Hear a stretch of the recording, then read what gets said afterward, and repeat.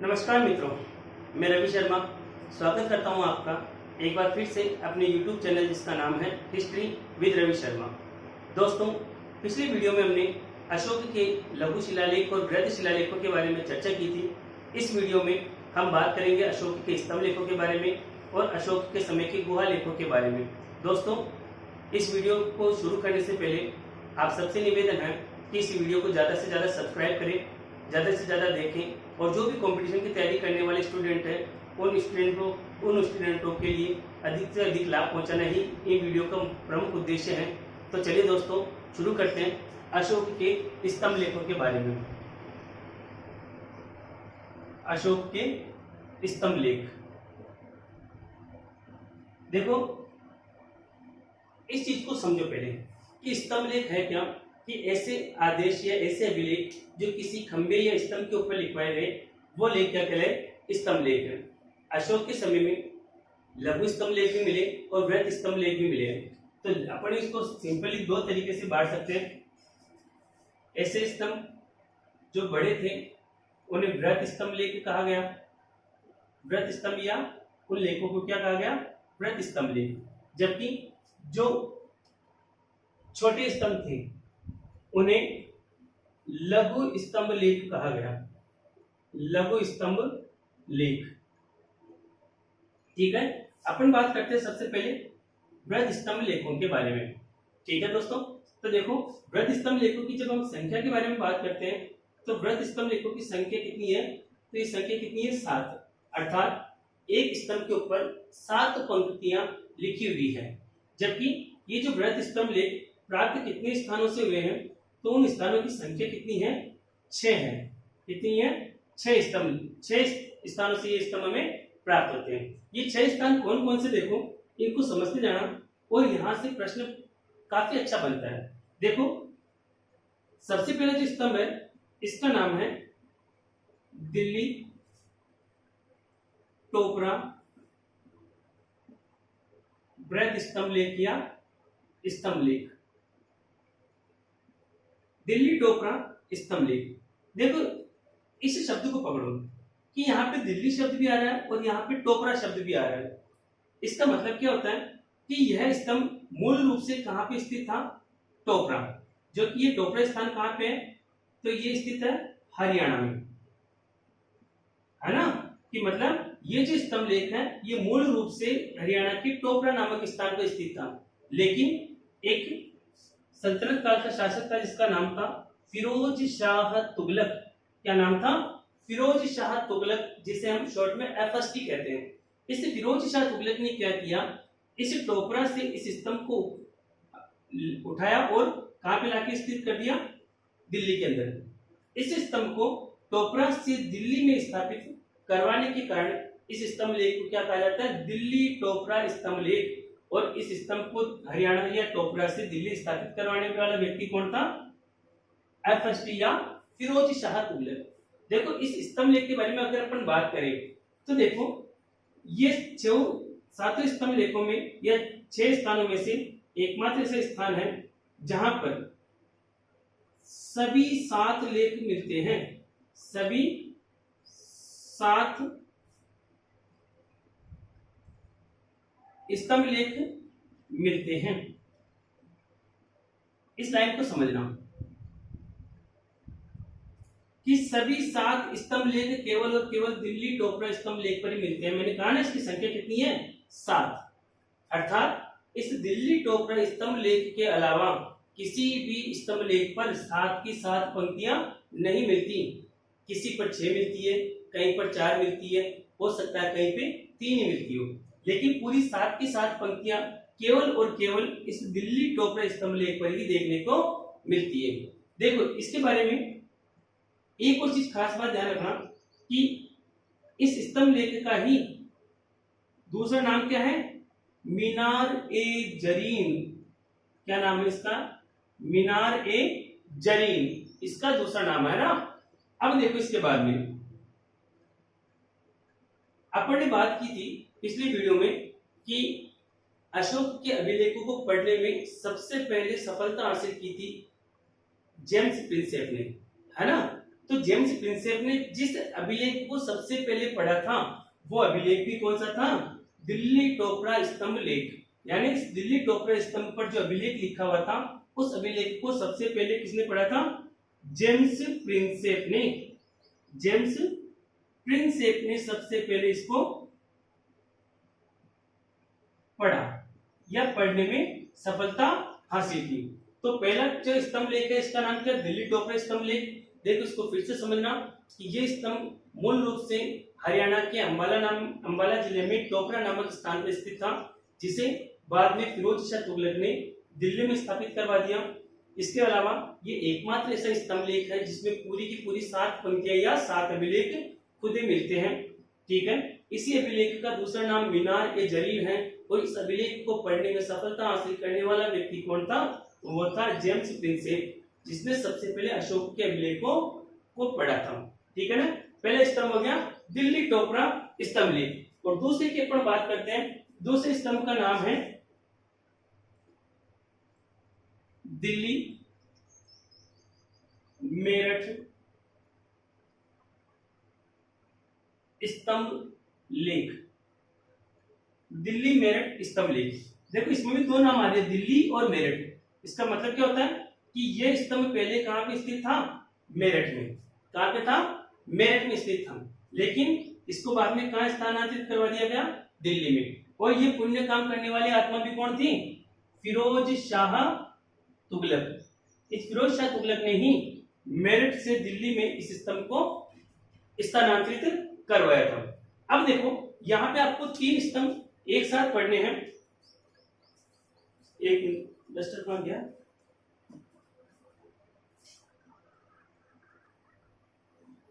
अब देखो 2 हो गए, दिल्ली टोपरा हो गया, दिल्ली मेरठ भी हो गया। अब देखो यहाँ पे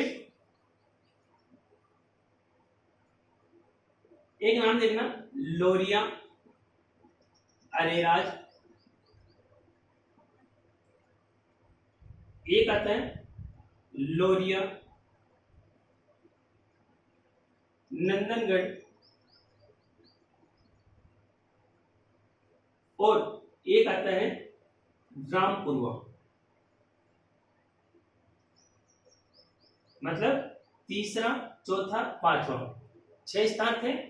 पहला स्थान दिल्ली टोपरा गया, दूसरा दिल्ली मेरठ हो गया, तीसरा है लोरिया अरेराज, चौथा है लोरिया नंदनगढ़ और 5वां रामपुरवा। ये तीनों के तीनों ही स्तंभ कहां पे हैं? तो ये तीनों कहां पे हैं? चंपारण बिहार। कहां पे स्थित है? बिहार के चंपारण में। ठीक है, अब देखो छठा और सबसे महत्वपूर्ण जहां से प्रश्न पूछने की संभावना है। ठीक है ना, यह है देखो,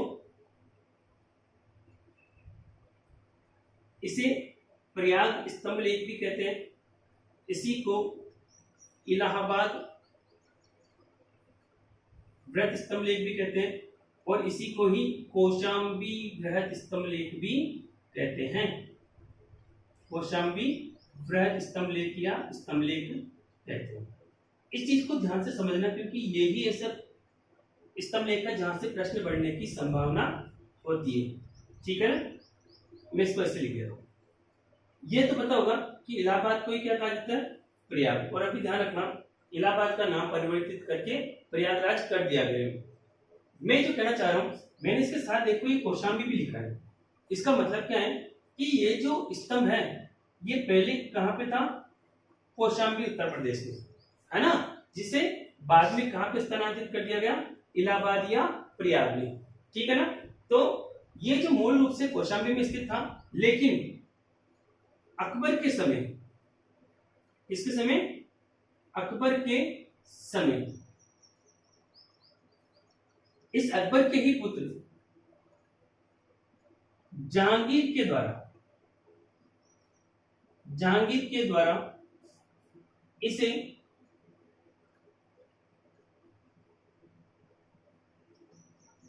इलाहाबाद के किले में लगवाया गया। इलाहाबाद के किले में लगवाया गया। किसके द्वारा लगवाया गया? जहांगीर के द्वारा। लेकिन क्योंकि इस समय राजा कौन था? अकबर था। इसलिए जब भी ये प्रश्न आए तो आंसर हमेशा अकबर के समय ही जाता है, ठीक है ना, कभी भी जहांगीर के समय नहीं किया गया। जहांगीर उस समय युवराज था, इसके द्वारा काम नहीं किया गया, लेकिन जो राजा था उस राजा के समय का ही इसको माना जाता है। इसका मतलब ये जो स्तंभ है ये कौशाम्बी से इलाहाबाद या प्रयागराज किसके समय स्थानांतरित हुआ? अकबर के समय। किसके द्वारा कराया गया? तो जहांगीर के द्वारा जाता है, ठीक है। अब देखो इस स्तंभ की एक बात ध्यान रखना कि इस स्तंभ पे कुछ लेख मिलते हैं। इस आपकी सुविधा के लिए बता दूं कि इस स्तंभ लेख को ही प्रयाग प्रशस्ति के नाम से जाना जाता है। जो हम आने वाले गुप्त काल में जब समुद्रगुप्त पढ़ेंगे तो उसमें इस चीज को ध्यान से पढ़ेंगे। देखो इस प्रयाग प्रशस्ति में या प्रयाग स्तंभ लेख में 3 राजाओं का उल्लेख है। कितने राजाओं का उल्लेख है? 3 राजाओं का उल्लेख है। वो 3 राजा कौन कौन से थे? देखो एक राजा है जिसने इस मूल रूप से कौशाम्बी में इसको लगवाया था। कौन? अशोक, क्योंकि अशोक के समय के हैं सारे। दूसरा समुद्रगुप्त, मैंने कहा इसी को प्रयाग प्रशस्ति बोलते हैं, इसका मतलब इसमें समुद्रगुप्त का नाम भी मिलता है। और तीसरा नाम मिलता है जिसने इसको लगाया, अर्थात जहांगीर। और इसके अलावा एक और व्यक्ति का लेख भी इसके अंदर मिलता है और उसका नाम है बीरबल। क्या नाम है? बीरबल। लेकिन बीरबल चूंकि राजा नहीं था इसलिए इसको राजा की गिनती में नहीं गिना जाता। और इस जगह से काफी प्रश्न बढ़े, काफी बार प्रश्न आया कि जो कौशाम्बी या इलाहाबाद स्तंभ लेख है इसमें किस राजा का नाम नहीं मिलता है? तो ध्यान रखना किसका नाम नहीं मिलता है इसके अंदर? अकबर का। किसका नहीं मिलता? अकबर का नाम नहीं मिलता, ठीक है। तो ये पता पड़ गया आपको कि इसके अंदर केवल अकबर का नाम नहीं मिलता। इसको याद करने का सिंपल तरीका है कि भाई अकबर का नाम क्यों नहीं मिलता? क्योंकि अकबर अनपढ़ था, उसको नाम लिखना नहीं आता था, इसलिए इसका अकबर का नाम इसमें नहीं मिलता है। बात खत्म। अब देखो बात करते हैं, ये तो हो गए वृहद स्तंभ लेख जहां से प्रश्न बढ़ने की संभावना होती है। अब इसके अलावा अशोक के समय में कुछ लघु स्तंभ लेख भी थे। इन लघु स्तंभ लेखों की जब हम बात करें तो लघु स्तंभ लेखों में से कुछ एक लघु स्तंभ प्रसिद्ध है जहां से एग्जामिनर प्रश्न उठा सकता है। देखो लघु स्तंभ लेख है ना, मेरे देखो सांची से भी मिले हैं, सांची के अलावा सारनाथ से मिले, सारनाथ के अलावा रुमिनदेही से मिले हैं,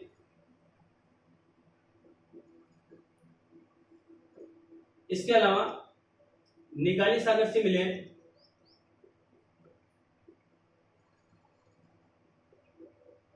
और कौशाम्बी से भी लघु स्तंभ लेख प्राप्त हुआ है अपने लिए। इसके अलावा सभी जगह से काफी जगह से ये प्राप्त हुए, लेकिन अपने लिए इतने सारे इंपॉर्टेंट नहीं है। अपने लिए इंपॉर्टेंट कौन कौन सा? देखो कौशाम्बी इंपॉर्टेंट है, रुमिनदेही इंपॉर्टेंट है और निकाली सागर इंपॉर्टेंट है, ठीक है ना। आपको ध्यान से देखते जाना। अभी देखो अपन ने कौशाम्बी स्तंभ लेख वृहद स्तंभ लेख में भी पढ़ा था, जिससे मैंने कहा कि इसको प्रयाग प्रशस्ति कहा जाता है, लेकिन ये कौशाम्बी लघु स्तंभ लेख का बढ़ावाड़ा नहीं है, ठीक है।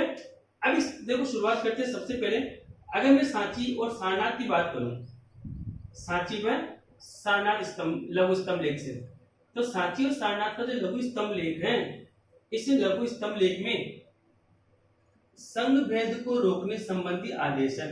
संघ भेद को रोकने संबंधी आदेश, रोकने संबंधी आदेश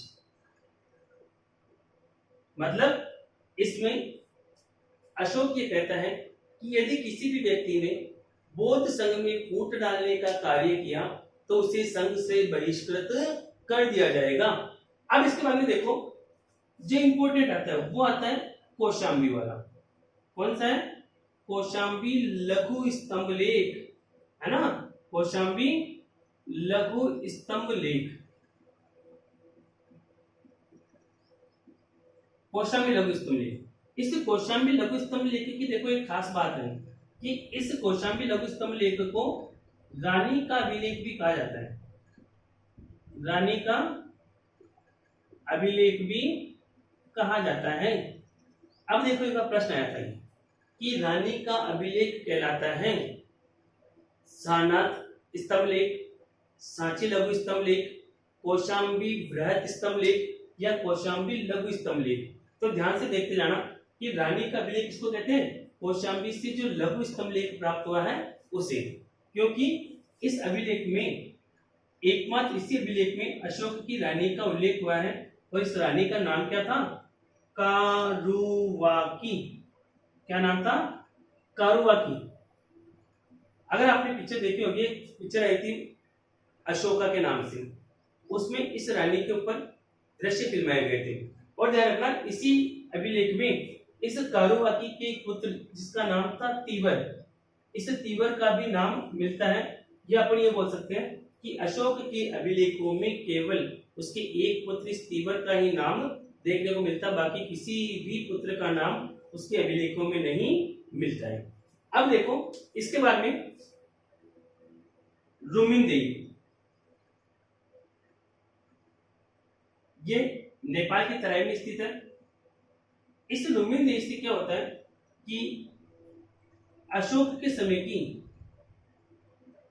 जो आर्थिक कर व्यवस्था है, आर्थिक कर व्यवस्था की जानकारी मिलती है, आर्थिक कर व्यवस्था की जानकारी मिलती है।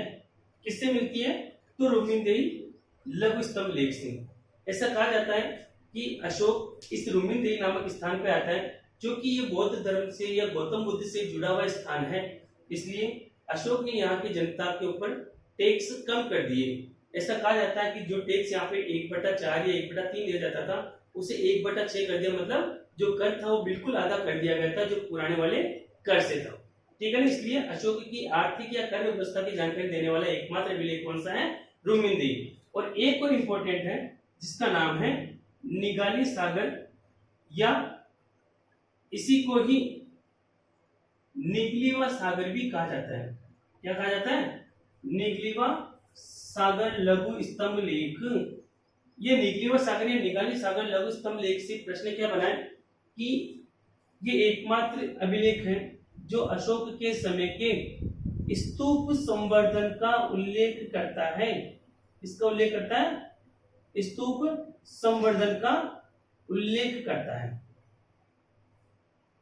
ठीक है, स्तूप संवर्धन मतलब ऐसा कहा जाता है अशोक ने अपने जीवन काल में इस निगाली सागर या निगलीवा सागर नामक स्थान की यात्रा की और यहाँ पर एक स्तूप था जिसका नाम था कनक मुनि का स्तूप। क्या नाम था, कनक मुनि का स्तूप। और इस कनक मुनि के स्तूप के आकार को दोगुना करवा के आता है। तो ये अशोक के समय के कुछ प्रमुख लघु स्तंभ लेख थे जहां से प्रश्न बढ़े। अभी आपको घबराने की जरूरत नहीं है। कई बच्चों के मन में विचार आ रहा होगा कि सर ने अभी ये तो बताया नहीं कि है किस स्तंभ पे कौन सा पशु है। देखो वो बात है मौर्य काल की कला संस्कृति की, जिसके बारे में मैं अपने अगले वीडियो में बात करूंगा। उस वीडियो में मैं आराम से आपको हर स्तंभ पे कौन सा पशु था, उस पशु की क्या विशेषता थी, उस स्तंभ की क्या विशेषता थी, उन सब के बारे में बात करेंगे। देखो अशोक के समय के बृहत स्तंभ लेख हो गए, लघु स्तंभ लेख हो गए। अब बात करते हैं अशोक के समय के या मौर्य काल के गुहा लेखों के बारे में। ठीक है, अब बात करते हैं मौर्य काल के गुहा लेखों के बारे में।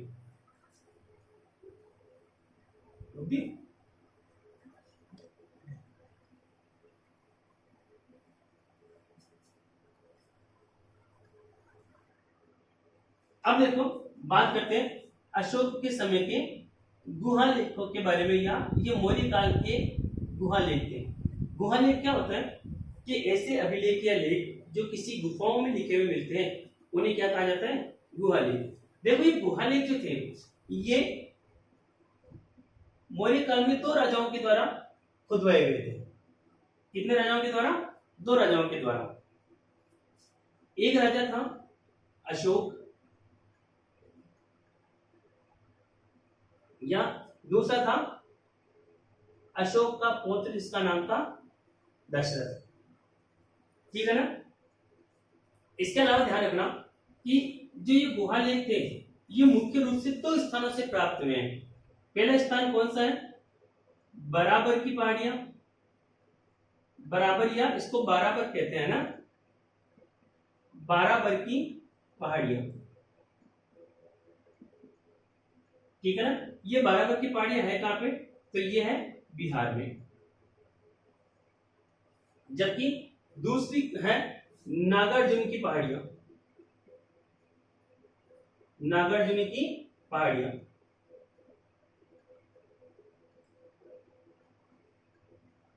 देखो नाम से लग रहा है साउथ के वजह से है ना, तो ये है भी कहां पे, ये है उड़ीसा में, साउथ के अंदर ही, ठीक है। अब देखो जो बराबर की पहाड़ियां हैं, इन बराबर की पहाड़ियों में जो कुल गुफाएं हैं वो कितनी है, 5। जबकि नागार्जुन की पहाड़ी में कुल गुफाएं कितनी है, 3 है। कितनी है, 3 है। तो ये जो 5 गुफाएं हैं, ये 5 गुफाएं कौन कौन सी, देखो पहली है कर्ण, सुदामा, तीसरी आती है चौपार,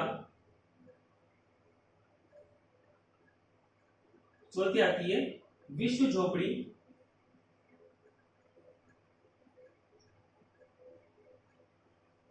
और एक आती है लोमस ऋषि की गुफा। ये इसको आप लोमस ऋषि भी बोल सकते हो, लोमस ऋषि की गुफा। और जो नागार्जुन की पहाड़ियां हैं, इनमें जो 3 गुफाएं हैं वो कौन कौन सी, देखो पहली है गोपी, दूसरी है वदथिक, या कई बार इसकी जगह आपको पदथिक भी लिखा हुआ मिल जाएगा, और तीसरी है वहयिक, वहयिक, ठीक है ना। अब देखो ये जो तीनों की तीनों गुफाएं हैं, इन तीनों की तीनों गुफाओं को बनाने वाला व्यक्ति कौन था, दशरथ, है ना। यानी दशरथ ने मूल रूप से जो गुफाएं बनवाई वो कहां बनवाई थी, नागार्जुन की पहाड़ी पे, ठीक है ना। जबकि इनमें जो शुरू की 4 गुफाएं हैं, कर्ण, सुदामा, चौपार और विश्व झोपड़ी, इन 4 गुफाओं का निर्माता कौन था, अशोक, है ना। और ये जो लोमस ऋषि की गुफा है, इस लोमस ऋषि की गुफा का निर्माता कौन था, तो इसको बनवाने वाला कौन था, दशरथ। कौन था, दशरथ। हाँ, एक चीज और ध्यान रखना कि ये जो गुफाएं हैं, ये गुफाएं किसको समर्पित है, तो है ना, ध्यान रखना ये जो गुफाएं हैं ये आजीवक संप्रदाय के जो साधु होते हैं या आजीवक साधु होते हैं, इन आजीवक साधुओं के लिए बनवाई गई थी, आजीवक साधुओं के लिए बनवाई गई थी या आजीवक साधुओं को ये समर्पित की गई थी। ये प्रश्न बहुत अच्छा बनता है कि जो गुहा लेख है या जो मौर्य काल में गुफाएं बनवाई गई वो इनको समर्पित करके बनवाई गई, तो आजीवक साधुओं को समर्पित करके बनवाई गई। अब देखो यहाँ पे एक प्रश्न और अच्छा बढ़ता है, वो प्रश्न क्या बढ़ता है कि निम्न में से किस गुफा को 7 घर में शामिल नहीं किया जाता, क्योंकि गुफाएं तो 8 है, टोटल गुफाएं 8 हो गई, 5 ये रही और 3 ये रही, तो टोटल कितनी हो गई गुफा, 8 हो गई। लेकिन बात करें अपन 7 घर की, इसका मतलब 7 घर में 7 ही गुफा शामिल होगी, तो ठीक है ना। ध्यान रखना ये जो लोमस ऋषि की गुफा है, इस लोमस ऋषि की गुफा को 7 घर में शामिल नहीं किया जाता, बल्कि जबकि ये 3 गुफाएं ये वाली और 4 गुफाएं ये, इन दोनों को मिलाकर क्या कहा जाता है, 7 घर। क्या कहा जाता है, 7 घर, है ना। और ये 7 घर किसको समर्पित है, आजीवक साधुओं को। अब देखो यहाँ से प्रश्न आप सिंपली समझ सकते हो कि अशोक ने कितनी गुफाएं बनवाई, 4, है ना। दशरथ ने कितनी बनवाई, 4, है ना, 3 ये और 1 ये। अगर प्रश्न आ जाए कि अशोक ने गुफाएं कहाँ बनवाई, तो बराबर की पहाड़ियों में। प्रश्न आ जाए नागार्जुन की पहाड़ी को गुफाएं बनाने वाला कौन था, दशरथ। दशरथ ने कहाँ पे गुफाएं बनवाई, तो नागार्जुन की पहाड़ियां और बराबर की पहाड़ियां दोनों स्थानों पे बनवाई, ठीक है ना। तो ये मौर्य काल की गुहा लेख कंप्लीट हो गए, ठीक है। अब देखो अगली वीडियो में अपन बात करेंगे मौर्य काल की कला, संस्कृति, साहित्य के बारे में।